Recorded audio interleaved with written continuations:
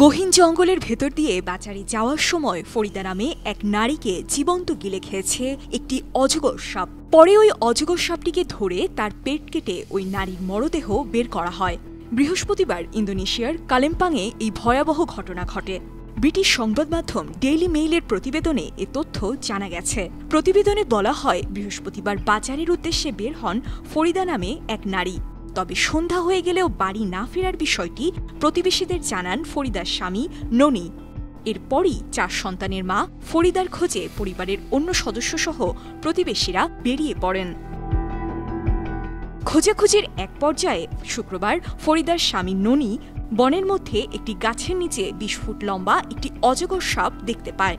এটির পেট অতিরিক্ত ফোলা থাকায় ননির মনে সন্দেহ হয় সাপটি ফরিদাকে জীবন্ত গিলে খেয়ে থাকতে পারে।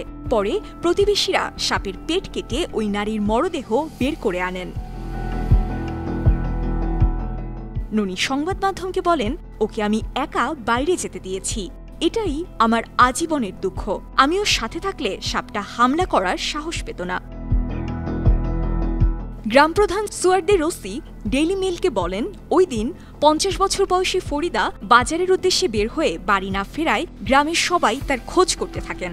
ফরিদার স্বামী জঙ্গলে খোঁজ করার সময় একটি অজগর সাপ দেখতে পান। ওই সাপটির পেট অস্বাভাবিক ফোলা থাকায় তার মনে সন্দেহ হয় সাপটি তার স্ত্রীকে হয়তো জীবন্ত খেয়ে ফেলেছে। তার সন্দেহের কথা জানালে সবাই মিলে ওই সাপটিকে ধরা হয় এবং চাপাতি দিয়ে সাপটির পেট কেটে ফরিদার মৃতদেহ উদ্ধার করা হয়। পরে ফরিদার মরদেহ বাড়ি নিয়ে কবর দেওয়া হয়। News desk ৫২ TV.